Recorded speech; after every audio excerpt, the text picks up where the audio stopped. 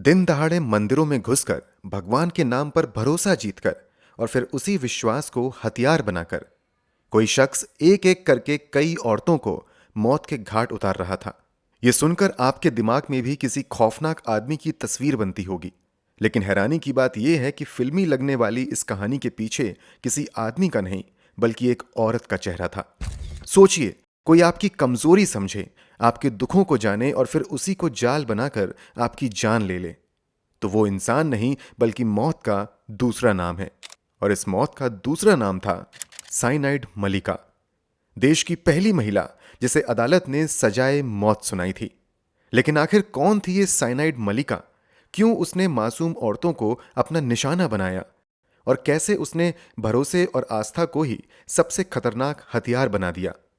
कहानी में आगे बढ़ने से पहले क्राइम की कहानी चैनल को सब्सक्राइब जरूर कर लें और बेल आइकन दबा लीजिए।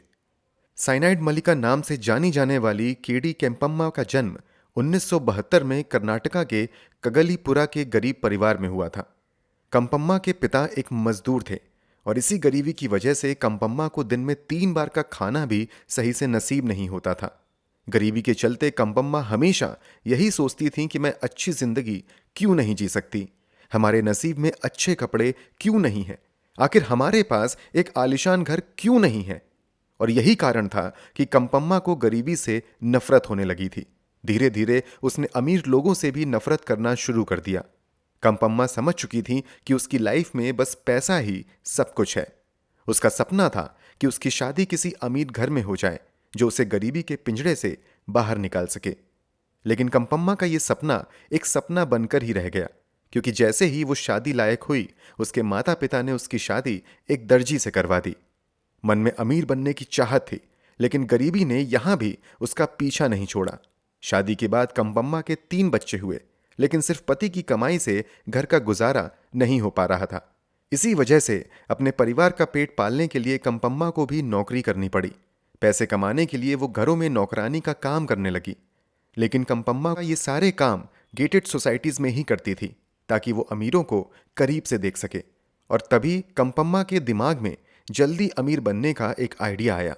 उसने सोचा कि जिन घरों में मैं काम करती हूं वो सब अमीर हैं।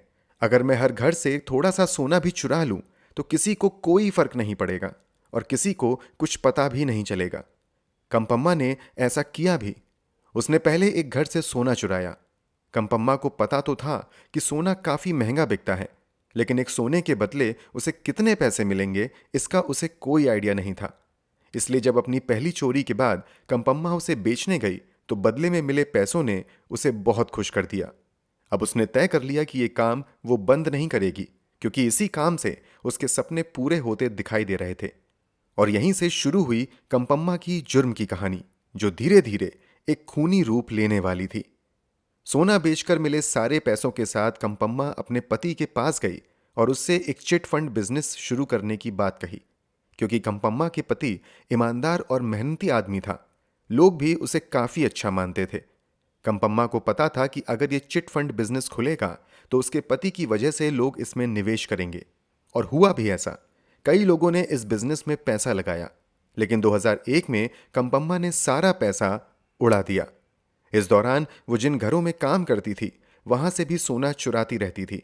लेकिन एक बार कंपम्मा ने एक घर से ज्यादा ज्वेलरी चुरा ली, जिसकी भनक मालिक को लग गई। मालिक ने पुलिस को जानकारी देते हुए कहा कि कंपम्मा पर नजर रखी जाए, आखिर वो कहां जाती है और क्या करती है। जब पुलिस ने उसका पीछा किया तो कंपम्मा चोरी की हुई ज्वेलरी बेचते हुए रंगे हाथ पकड़ी गई। इसके बाद उसे 6 महीने के लिए हिरासत में भेज दिया गया। लेकिन इन 6 महीनों में कंपम्मा की पूरी दुनिया बदलने वाली थी। जब 6 महीने बाद वो जेल से रिहा हुई तो सबसे पहले वो अपने बच्चों और पति से मिलने घर गई। लेकिन वहां पहुंचकर उसे पता चला कि चोरी की खबर पूरे मोहल्ले में फैल चुकी है।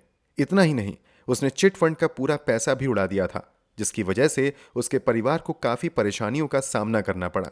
और इसी कारण उसके पति ने उसे घर से बाहर निकाल दिया। इसके बाद कंपम्मा ने लोगों के घरों में या सुनार की दुकानों पर छोटी मोटी नौकरियां करना शुरू कर दी। शायद यही वो समय था जब उसे लगा कि क्राइम ही दौलत पाने का बेहतर रास्ता है। और यहीं से शुरू होता है कंपम्मा के सीरियल किलिंग का सिलसिला। यहीं से कंपम्मा के शातिर दिमाग में एक ऐसे खौफनाक अपराध ने जन्म लिया जिसने पूरे देश को हिला कर रख दिया। वो मंदिर में आने वाली अमीर महिलाओं से मिलती, उनसे बातें करती और उनके दुखों के बारे में जानती। अब कंपम्मा के पास खोने को कुछ नहीं बचा था। वो हार मानने वालों में से नहीं थी। इसलिए जब उसके पास घर और पैसे दोनों नहीं रहे तो वो दूसरे शहर चली गई। वहां उसे सुनार की एक दुकान पर काम मिल गया। काम करते करते उसे सोने की असली कीमत का पता चला और वहीं उसने एक ऐसे केमिकल के बारे में सीखा जिससे सोने का एक्सट्रैक्शन किया जाता था, और वो केमिकल था साइनाइड, जो किसी की जान भी ले सकता था। यहीं से कंपम्मा के दिमाग में एक नया आइडिया आया। लेकिन ये आइडिया क्या था, इसे समझने के लिए हमें चलना होगा 1999 में, क्योंकि यही वो साल था जब पहली बार कंपम्मा ने किसी का मर्डर किया था। 19 अक्टूबर 1999 को होसकोटे में रहने वाली 30 साल की ममता राजन, जो रोज मंदिर में पूजा करती थी और घंटों वहां बैठती थी। ममता अच्छे घर से थी और काफी अमीर भी थी, लेकिन वो कुछ परेशानियों से जूझ रही थी। ममता के गले में सोने का मंगलसूत्र था जिस पर कंपम्मा की नजर थी।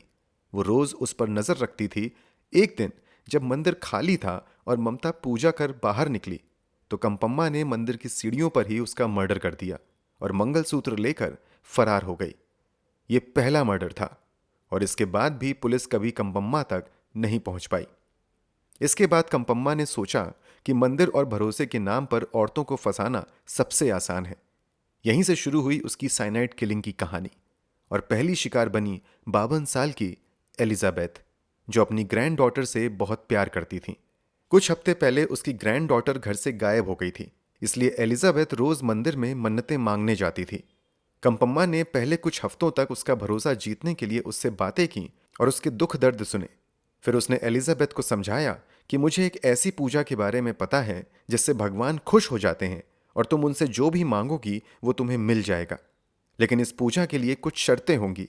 तुम्हें विवाह अवस्था में रहना होगा, भगवान के लिए पकवान बनाने होंगे, पूरे दिन उपवास रखना होगा और उपवास तभी खुलेगा जब मैं तुम्हें अपने हाथों से पानी पिलाऊंगी। एलिजाबेथ पहले से ही परेशान थी, इसलिए उसने कंपम्मा की बातों पर भरोसा कर लिया और उसके बताए पते पर पहुंच गई। दुल्हन की तरह तैयार होकर, काफी सारे गहने पहनकर, हाथ में पकवान लेकर और उपवास रखकर एलिजाबेथ वहां पहुंच गई। फिर कंपम्मा ने पूजा करने का ढोंग किया और उपवास तोड़ने के लिए उसे एलिजाबेथ को अपने हाथों से साइनाइड वाला पानी पिलाया। थोड़ी ही देर में एलिजाबेथ की मौत हो गई और कंपम्मा ने उसके पहने हुए सारे गहने चुरा लिए और वहां से फरार हो गई। अपना ये आइडिया सफल होते देख कंपम्मा में ये विश्वास आ गया कि वो और भी लोगों को अपना शिकार बना सकती है। इसी कड़ी में उसकी अगली शिकार बनी 60 साल की यशोधम्मा, जो अस्थमा की बीमारी से जूझ रही थीं।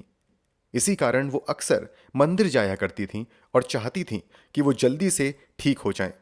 यशोधम्मा की परेशानियों को देखते हुए कंपम्मा ने फिर वही खेल खेला।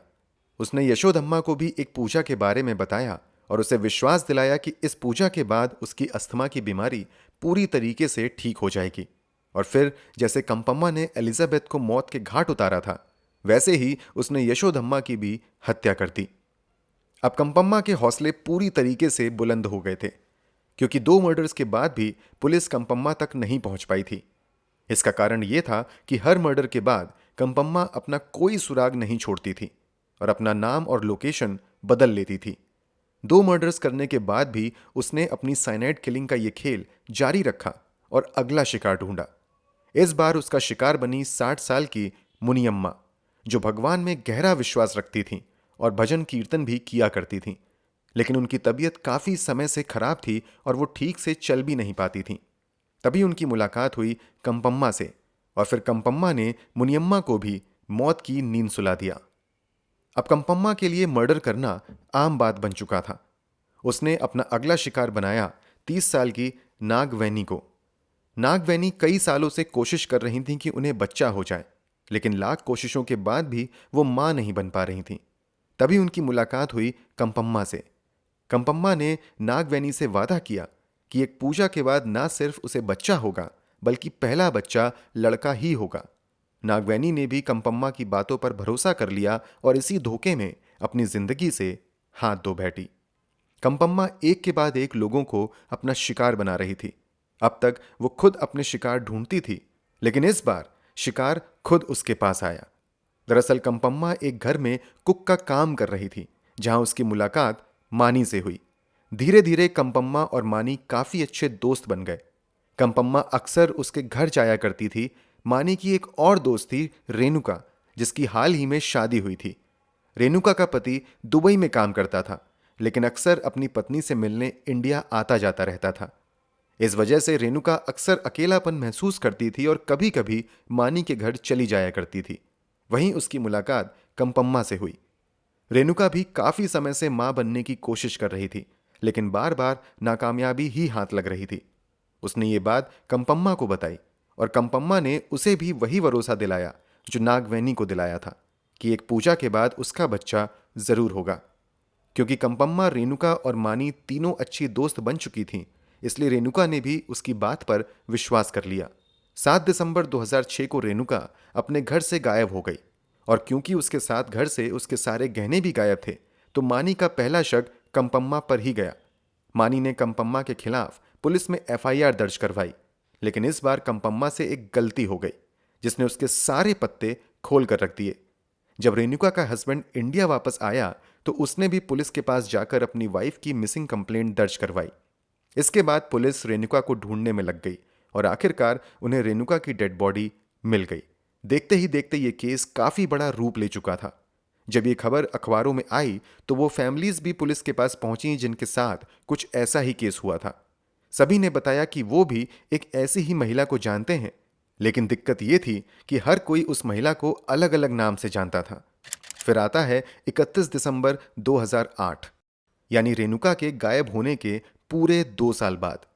पुलिस को खबर मिली कि एक जयम्मा नाम की औरत बहुत समय से बड़े अमाउंट में ज्वेलरी बेच रही है। जब जयम्मा इनमें से एक ज्वेलरी शॉप पर पहुंची, तो दुकानदार ने नोटिस किया कि जो ज्वेलरी वो बेचने आई है, वही सेम ज्वेलरी उसने अखबार में देखी थी। दुकानदार ने ज्वेलरी खरीदने से मना कर दिया, और क्योंकि जयम्मा उस जगह की रहने वाली भी नहीं थी, इसलिए उसने तुरंत पुलिस को जानकारी दे दी।